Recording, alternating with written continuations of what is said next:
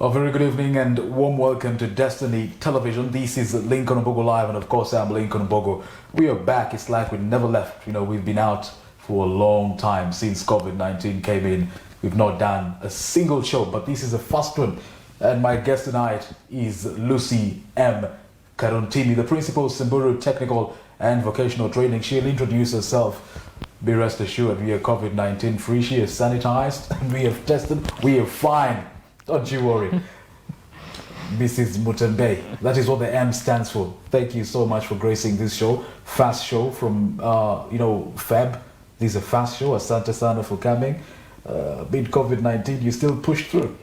Maybe you can introduce yourself. For those in the education sector, she needs no introduction. She's a household name. But for the sake of those who are not in the education sector, she's Samburu Technical and Vocational Training Principal, Lucy M. Karuntimi. Please. Thank you for coming.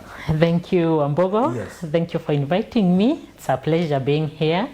My name is Lucy Mutembe Karuntimi, the principal of Samburu Technical and Vocational College. I am a mother to my kids, Yes, and to many other that I've met in the academic sector, mentor to many, Yes. and besides that, I am, I may say I am an academia, a member of the academia. Yes. I believe in academics. Thank you so much for coming. She has told us who she is besides being principal of Samburu Vocational and Training Institute. Where were you working before you joined Samburu Technical? Before joining Samburu Technical and Vocational College, I started my career in high school. I'm a career teacher. Yes. With a Bachelor of Education. I'm a trained teacher. But later on I went for a master's degree. I took 2 master's degrees. I have a master's in linguistics and I have a master's in human resource management. Yes. And that's how I transited from the high school teaching to the technical.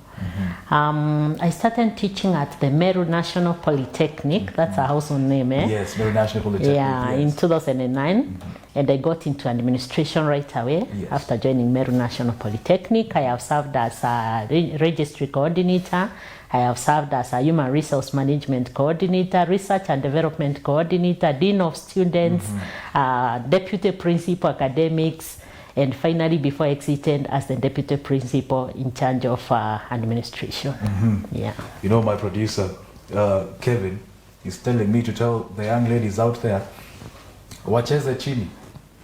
You've had her qualifications and how humble she is.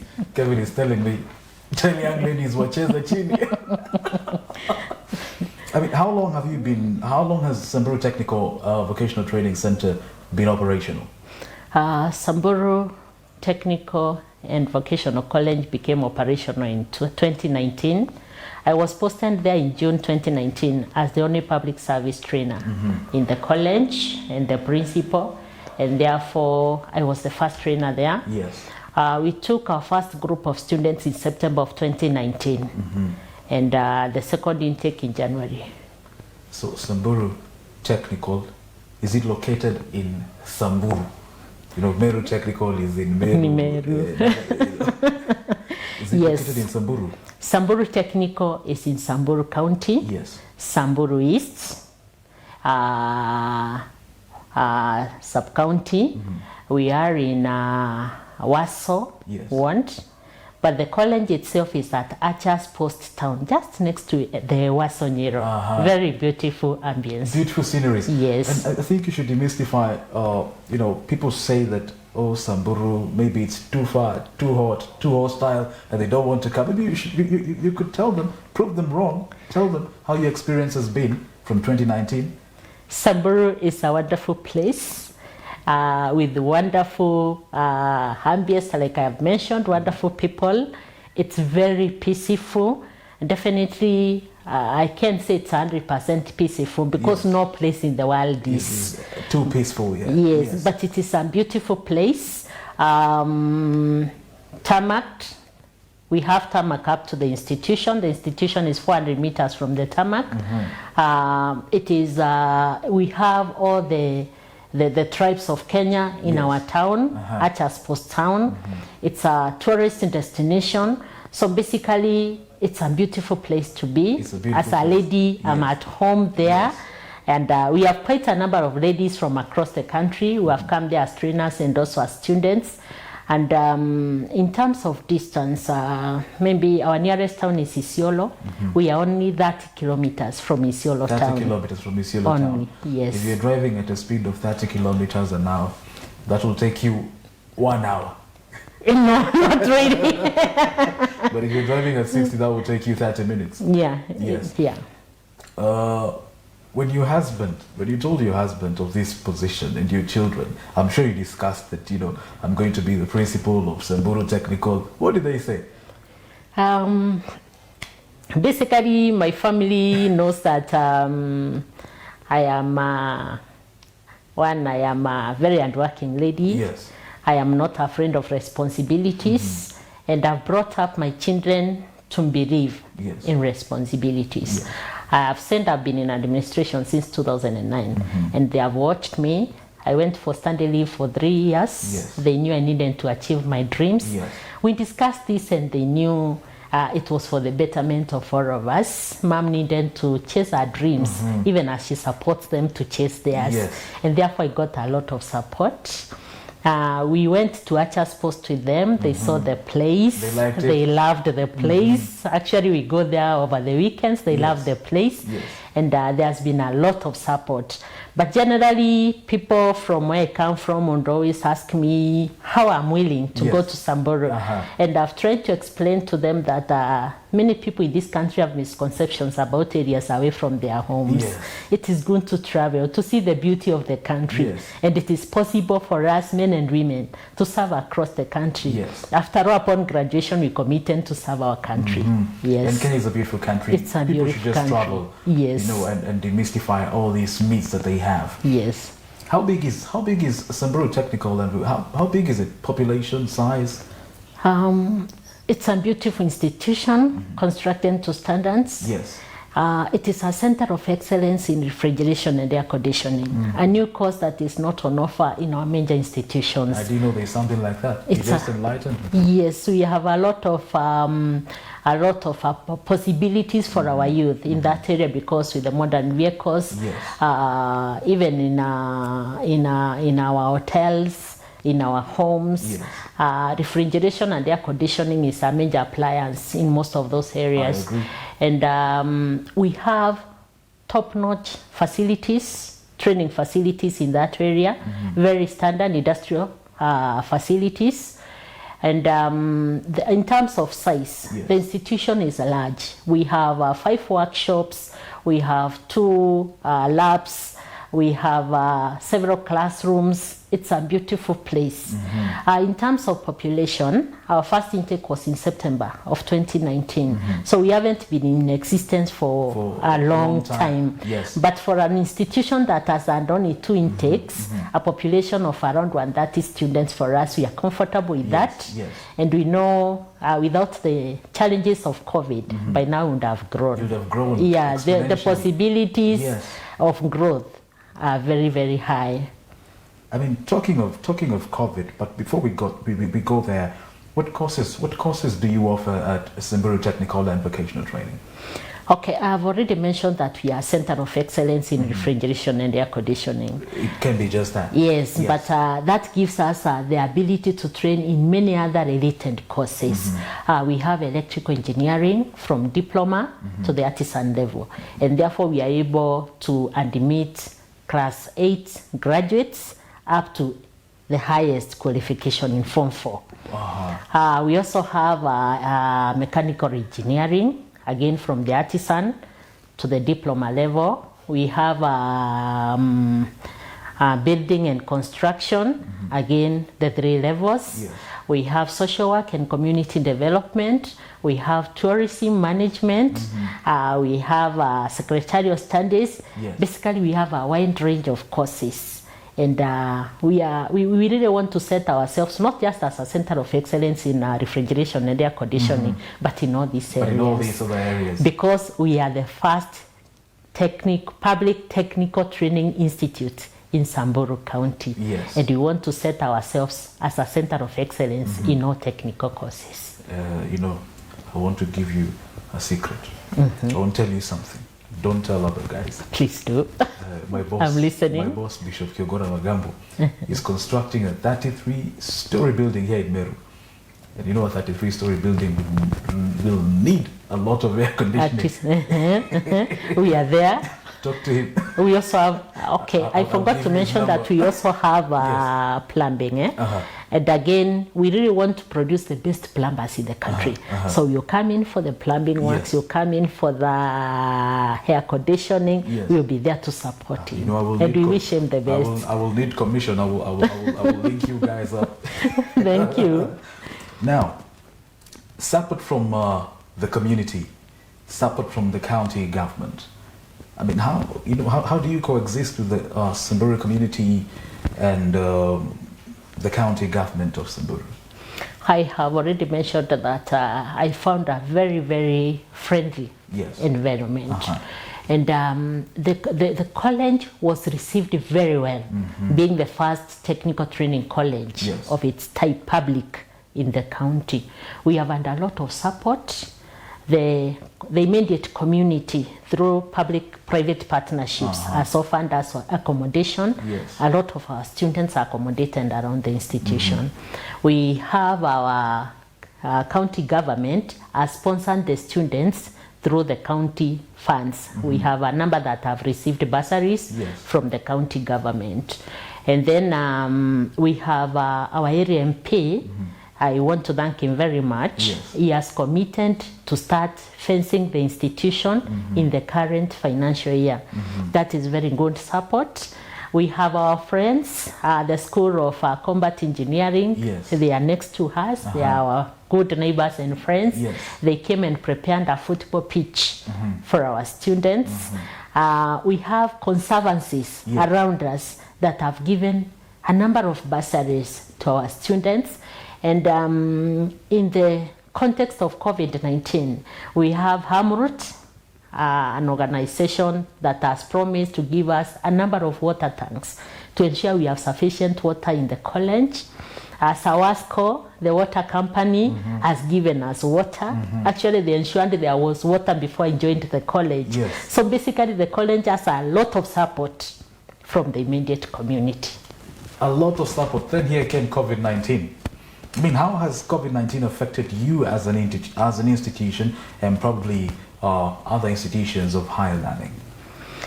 COVID was an unfortunate occurrence, especially for us institutions that are in the formative stages. Because one, it slowed down our development. The plans that we had for our institutions were halted momentarily. And of course, being skill-based, it means we needed our students to be with us so that they learn practically. I've mentioned, for example, that we train plumbers.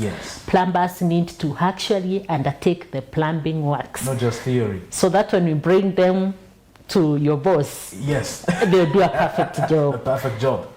The air conditioners, I've said we have industrial standard machines. The students need to be with them.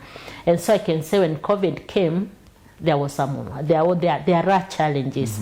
But then in times of challenges, that is when leaders come out. Oh, I agree. And for us, we are not teaching, we are training. And so if we are training, it means our students themselves should have the capacity to rise above challenges. We are going through e-learning, and we have given quite good content. So what remains is when this subsides or when conditions are good, they'll just come and have a touch of what they have already learned. You've talked of e-learning. Are we there yet as a nation? Do you think e-learning in Kenya can be effective the same way it's effective in the West? The beauty of technology is that it is able to reach all of us. Currently in our country, a large population of a large part of the population has a smartphone. And if you have a smartphone, you have a computer in your hands. So we may not really talk, I may not talk about the nation. Yes. I don't think I have the capacity to do that. But I can talk about Samburu Technical. Please. Samburu Technical, we were able to come up with a e-learning platform where the students, the trainees, are able to interact with the trainers. We have uploaded all the theory material that needed to reach our students. And it is an interactive forum where the students are even able to engage their trainers. We know there are challenges, but life is full of challenges. Yes. There's no aspect in life that doesn't have challenges.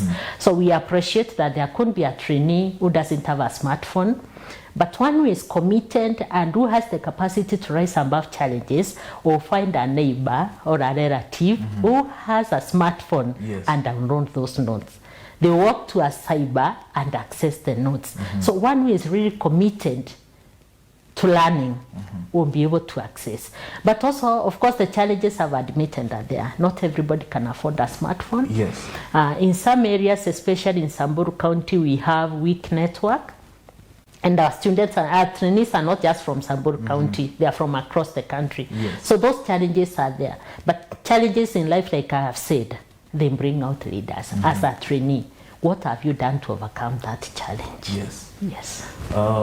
With a population of 130 students, I think it's easy for you as an institution to even provide maybe data or laptops, get funding and provide, because for most people, e-learning is not one way, it's two way. We have the institution, which is really prepared. Then we have the recipients of the education. And most of these people maybe cannot even sometimes put food on the table. Their families cannot afford. So there is a huge discrepancy. And they're still competing with others in Nairobi and other places. Thank you. Do you see yourself getting to a point where you can support your students, not just with materials to learn, but with even equipment? I appreciate that. But like I have mentioned, any person in Kenya who has a smartphone has a laptop in their hands. Ours is not a complicated system. Yes. You're able to access it through your phone. And in terms of data, the government has given a lot of support to technical trainees because we were able to argue their case out. Yes. And now through the HELP fund, they are being given a subsistence. Even now? Yes. Any student who applied for the HELP loan has received a subsistence. And like I've said, what we are training are not just people who will go out there and do things. Yes. It's people who will go out and create things. And creativity starts with even being able to manage what you have. Are you able to share your subsistence so that a little of that subsistence becomes part of the data that you need? So I think we need to bring our youth out of that misconception that everything must be done for you. When you're given 70%, are you able to rise above your challenges and create 30%? That's the only way we'll be able to bring up creators, not receivers. Not receivers. Yes. Very well put. Madam Principal, there are certain students who don't think that it is effective, for them to go through that system of e-learning as compared to being in class and doing the practicals with the teachers. Do you see us having a crop of students, a crop of graduates who are half-baked, after this COVID period is over, because I'm certain that, we shall overcome? Or are the students going to repeat now the class that you're in? If we are thinking trainees in colleges, those are people who have already matured. Yes. There are people who know what they want in life. There could be challenges with a primary school kid who is being guided, or a high school student who is in the adolescence.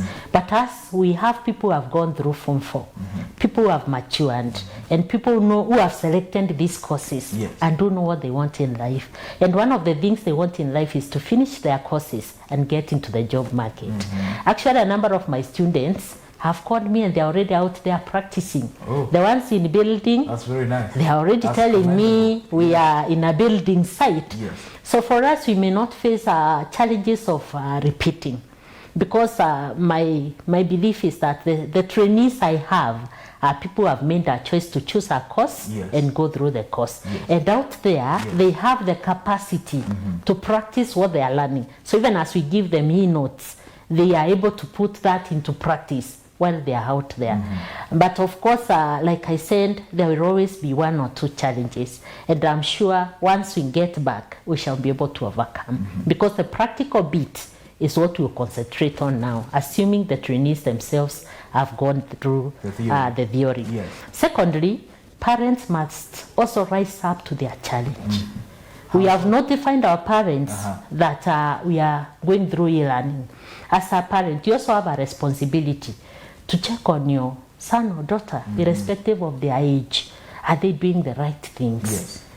Are they taking time to go through their studies? Are you giving them assignments for life skills? You know, if you're in the farm, are you giving them some farm work? If you're in town, are you asking them to assist with the cleaning? Are you giving them life skills as we give them the e-notes, so that we keep them busy and productive? I think the most commendable thing is that, you know, from what you just said, is that there's some students who call you. The students have your number. They have my number. You know, it is not normal, let me just say. It's not normal, and I commend you for that. So your interaction with the students is perfect. My orientation, I served as Dean of Students for several years. And that gave me a deep attachment with the students. Actually, a number of students call me ma'am, even now. Even the ones who graduated. And so I think that orientation has helped me create a very close interaction with my students, so that even in Samburu Technical, I am their principal and their mother, and they know they can rely on me.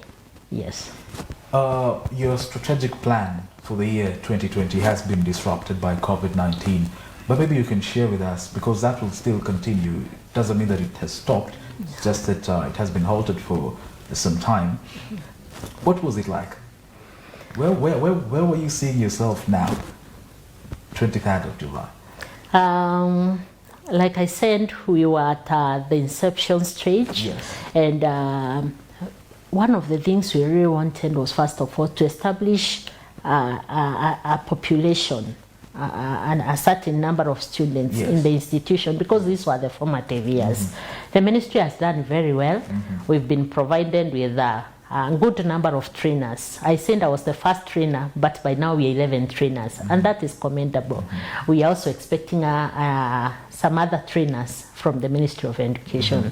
So one of our plans was to ensure that we are properly utilized, by ensuring that once the government has given us trainers, we are also able to enroll trainees, so that we are able to utilize the competencies that were availed to us. So that was one of the things we really wanted. The second one, like I've said, that's a new institution. The other plan was to ensure fencing of the institution. And like I've said, I'm very happy with our area member of parliament. He committed to starting off that almost immediately. And I'm seeing it taking place. We also needed to create a sports ground for the students. Again, our friends, School of Combat Engineering, has ensured that has taken place. And so I may say, other than the training and the enrollments, most of the other activities have been going on well. Madam Principal, you know, as you speak here with your smile and you're smiling, everything seems okay. I mean, you must be facing some challenges. Are you open to tell us, you know, some of the challenges you're facing? Not just COVID-19, but generally, as principal of a new institution, what are the challenges that, you know, one could face? When you're starting a new institution or anything new, there will be challenges. Because, for example, for starters, for us, we are sent to institutions. KUCCPS is supposed to give us students. but those students are supposed to have applied in that institution. And what that means is that if students don't know you, the students will not have applied. Most definitely. And therefore you find yourself there alone. If you're not proactive, it can take a very long time for you to get enrollments. Yes. So that one is a big challenge. The other challenge is that running institutions requires finances. And finances come from the charges that are being charged to the students. And therefore, the lower your numbers, the lower your finances. Yes. The government, of course, has cushioned us against that with some financial support. Yes. But then if you get higher populations, it ensures that you're able to run the institution more effectively and that you're able to come up with more programs to support the institution. Wonderful. Yes. Women in leadership, they're coming up every other day. You know, the girl child has been empowered, but most certainly it's something that is new, especially in African nations. It must have its challenges as well. You know, as a woman in a leadership position, battling against other principals, you know, and the community as well.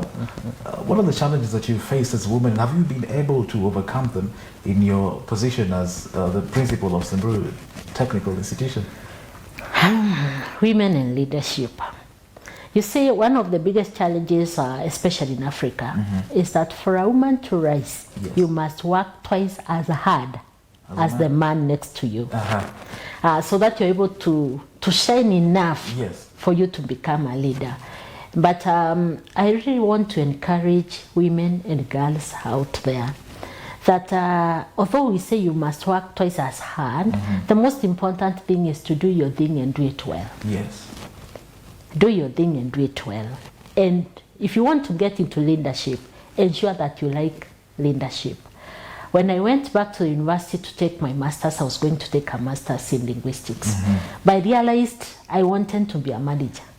I wanted to be a leader. Yes. I had been a follower long enough. I wanted to be a trained, competent enough was enough. manager. Yes. And that's how I ended up taking a master's in human resource management. And a PhD. Actually, I'm about to graduate with a PhD in human resource management. Congratulations. I went ahead and did a diploma in education management with Kemi. And went ahead and did strategic management with the Kenya School of Government. So I prepared myself adequately and ensured I had enough knowledge to take up the challenge. The challenges are there, like I have said. Yes. When I was going to Samburu, my daughter is in class 5, she was in class 4. And there was the question of if I move her from her school, where am I taking her? Yes. I had been teaching in Meru, which is a cool place. If I moved her into a very hot place, what would be the repercussions? But I'm very grateful to the proprietor of Friends Academy. He allowed her to get into boarding school.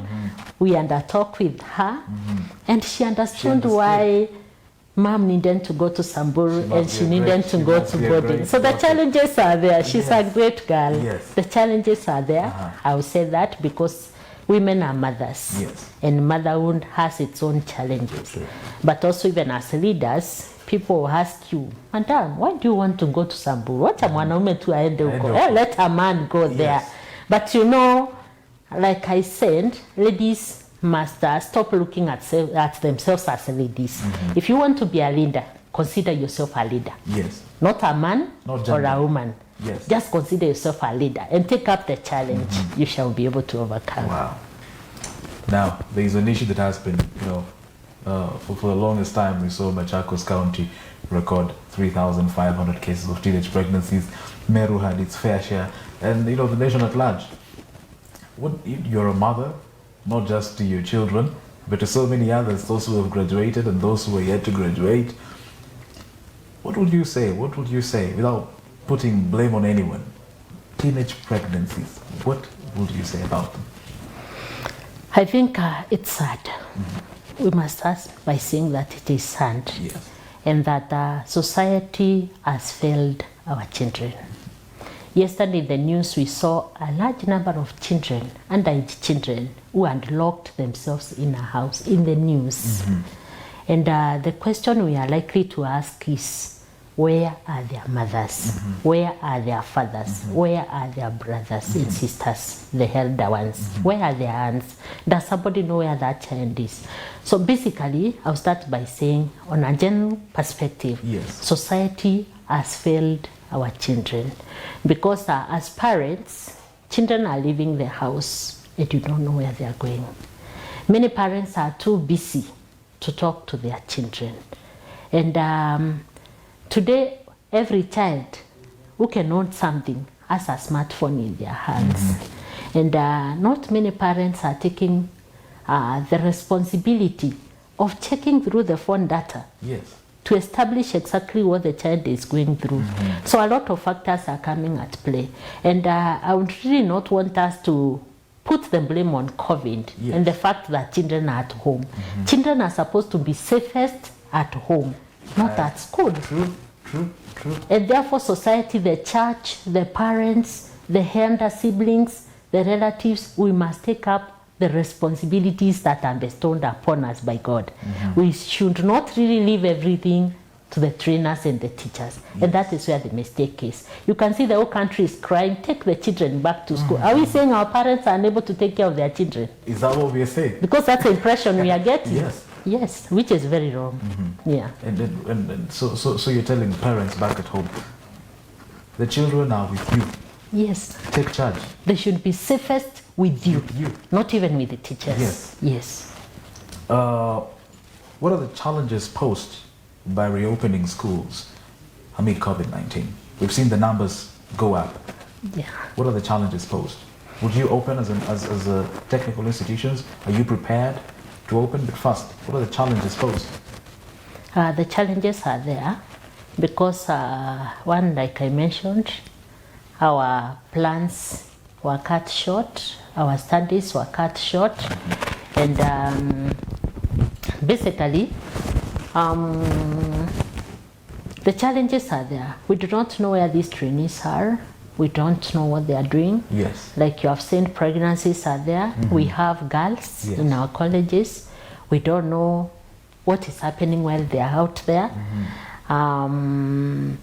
We also really have seen the fact that COVID is spreading in a manner that is not even understandable. Everybody is saying, I don't know how I got it. And so, yes, the challenges are there, and there are many. So will you, as Samburu Technical Institution, open? Are you prepared? You know, the MOH has certain guidelines. Are you prepared? I am an optimist. And I believe in rising above challenges, not burying my head when there are challenges. Doctors are in hospitals, taking charge of people who are COVID positive. The Ministry of Health has taken a lot of time educating us on how to safeguard ourselves against COVID. If COVID is here for 10 years, are we going to bury our hands in the sand? No. So as long as Samburu Technical is able to meet the MOH laid down guidelines, and we will take a proactive role in trying as much as possible to guide our students through the process.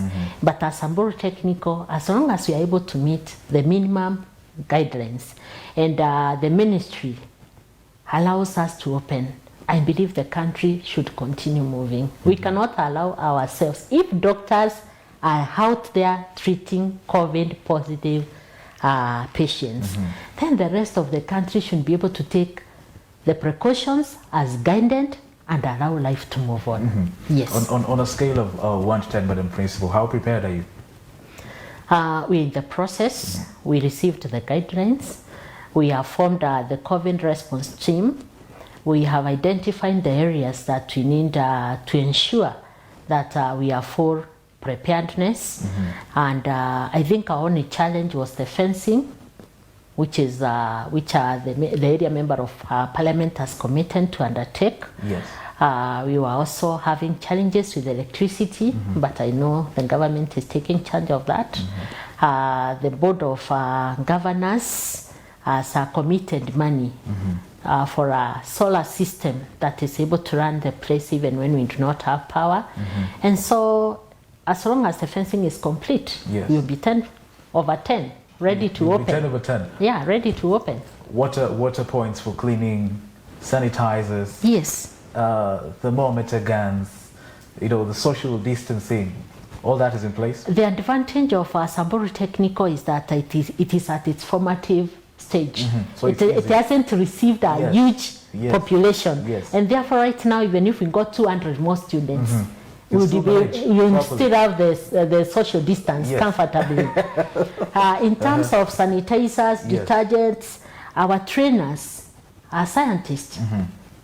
They are engineers. So what we are doing is we are going to procure the ingredients, and they are going to ensure that we have adequate detergents, adequate sanitizers. They are able to do that. Yes. And I mentioned earlier that Amrut Kenya has committed to give us water storage tanks, and therefore you will not have challenges with water. We are ready for this. Your infrastructure, are you, COVID-19 may be here, is here and maybe here to stay before we get the vaccine, or soon or later.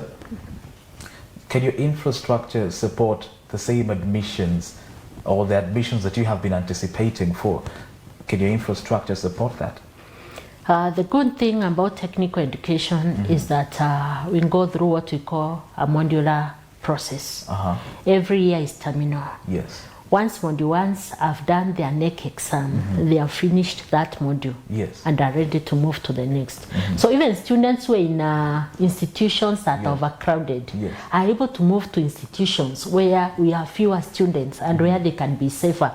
Because they finished their module 1 in one institution, they are able to move to another one for module 2. Yes. And they can even move to another one for module 3 because each stage is terminal and they get a certificate for that stage. Yes. Yes, we move on with our admissions, and as we grow, growth is a process. Yes. So maybe by the time we are feeling the heat of the population, we have started constructing structures to ensure we accommodate more. Yes. So I am not seeing population as a challenge for us in the near future. Yeah. And if you are, if your position you can rise, above principal and go to PS or go to CS or go to a VC, maybe even University of Nairobi. If you were CS Professor George Magoha today, would you open up schools as anticipated, in September? I cannot talk for the CS. If you are CS, let's assume. I cannot talk for the CS. Let's assume that you are CS. But my perspective as the principal, I've already said I'm an optimist. Yes. I don't believe in lying down and dying under the weight of a challenge. It is always good to rise above challenges. And also, our parents are slowly proving to us that they are not in charge even of the students and trainees who are in their homes. We have seen a lot of issues that are not really very good. Yes.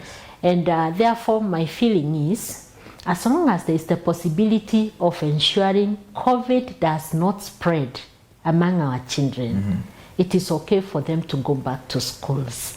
After all, from you people of the media, the clips we watch, children are in football fields, they're in play fields, they're already interacting a lot. The only children who have been kept away are the children probably from the middle and the upper class. Most of the other children are already interacting. Yes. We have seen even parents taking these children with them to work in very busy places. And so my perspective is, as long as the ministry is able to ensure that our children are not affected by COVID enemas, I don't see why we should lie down under this weight and assume life has stopped. Life should move on. And that is now CS, education CS, UCM, Karuntini speaking. As you wind up, what would you tell your students, parents, colleagues, and Kenyans in general who are watching you right now?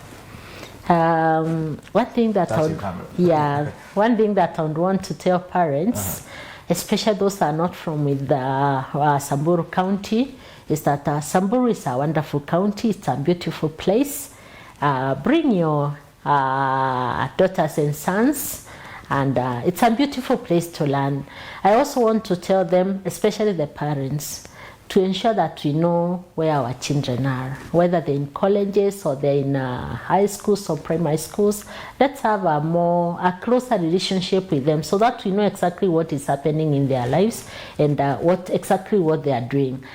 For our students, I want to encourage you. I understand not everybody has a smartphone, but when challenges come, I mentioned that is when leaders stand out. You are a leader of yourself before you can lead others. Yes, content has been availed for you. What have you done as an individual to ensure that you're able to access that content? And of course, this is content that you can even download in a cyber. What is it that you have done as an individual? And I kindly encourage you to keep busy. An idle mind is the devil's workshop. Keep busy. An idle mind is the devil's workshop. That's her parting shot. That is soon-to-be Dr. Lucy M. Karantemi, the principal of Samburu Technical and Vocational Institute in Samburu. And she said Samburu is safe. Take your students there once COVID-19 is... We have vaccines. Even without that, she's optimistic that life has got to move on. I couldn't have any other better guest tonight than Lucy M. Karantemi, the principal of Samburu Technical Institute. Many thanks for watching. Stay tuned because at exactly 8:30, I'll be bringing you the news of the day. Good evening.